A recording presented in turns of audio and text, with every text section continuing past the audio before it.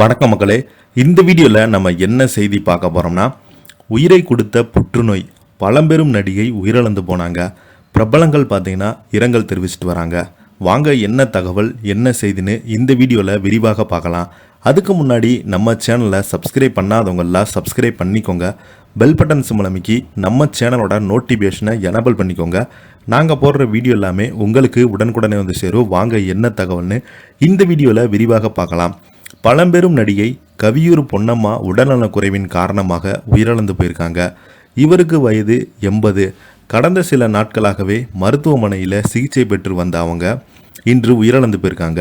இவரது மறைவுக்கு கேரள முதல்வர் பினராயி விஜயன், எதிர்க்கட்சி தலைவர் வி.டி. சுதீசன் ஆகியோர் இரங்கல் தெரிவித்து வராங்க.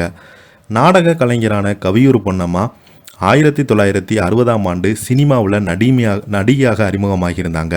திரையுலகில் நடிக்க தொடங்கியிலிருந்து சித்தி, அம்மா, பாட்டி என்ற கதாபாத்திரத்தில் நடித்து பிரபலமாகியிருந்தாங்க. ஏராளமான படங்களில் நடித்த இவங்க கேரள அரசின் சிறந்த துணை நடிகைக்கான விருதையும் 4 முறை வென்றிருக்காங்க.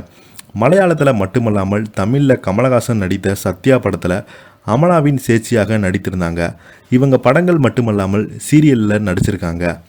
நடிகை கவியூர் பொன்னம்மா கணவர் இறந்து விட்டதால் கொச்சியின் புறநகர் பகுதியில் உள்ள கர்மல்லூரில் தனது தம்பியுடன் வசித்து வந்த நிலையில் மே மாதம் இவருக்கு புற்றுநோய் இருப்பது கண்டறியப்பட்டது. புற்றுநோய் 4வது நிலைக்கு வந்துவிட்டதால் அவர் மருத்துவமனையில் அனுமதிக்கப்பட்டு அவருக்கு தொடர்ந்து சிகிச்சை அளிக்கப்பட்டு வந்த நிலையில் நேற்று அவரது உடல்நிலை மோசமடைந்து அடுத்து இன்று காலையில் உயிரிழந்து போயிட்டாங்க. இவரது மறைவு திரைத்துறையினரை சோகத்தில் ஆழ்த்தியுள்ளது. பலருமே இவர் மறைவுக்கு இரங்கல் தெரிவித்து வரும் நிலையில் கேரள முதல்வர் பினராயி விஜயன், எதிர்க்கட்சி தலைவர் வி.டி. சதீசன் ஆகியோர் இரங்கல் அறிக்கையை வெளியிட்டிருக்காங்க. அதில் 60 ஆண்டுகளாக வாழ்க்கையில் பாசமுள்ள தாயாக அவர் முக்கிய கதாபாத்திரங்களை அவரது புன்னகையும் பார்வையாளர்களையும் கவர்ந்தது. சத்யன், பிரேம், நஷீர் போன்ற மூத்த நடிகைகளுக்கு அவங்க தாயாகவும் நடித்திருக்காங்க என்று தெரிவித்திருந்தார்.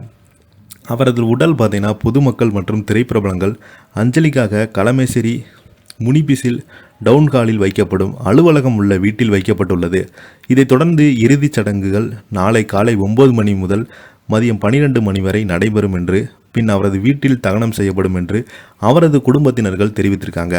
தொடர்ந்து இவங்களுக்கு நிறைய பிரபலங்கள் நேரிலேயோ அல்லது கேரள திரைப்பட சங்கம் சார்பாக நம்ம மோகன்லால் அவர்கள் அவங்களுக்கு நேரடியாக இரங்கல் தெரிவிச்சிருக்காங்க. அது மட்டும் இல்லாமல் மம்முட்டி போன்ற முன்னணி நடிகர்கள் எல்லாமே தனது முகநூல் வாயிலாக இவங்களுக்கு இரங்கல் செய்தியை வெளியிட்டிருக்காங்க.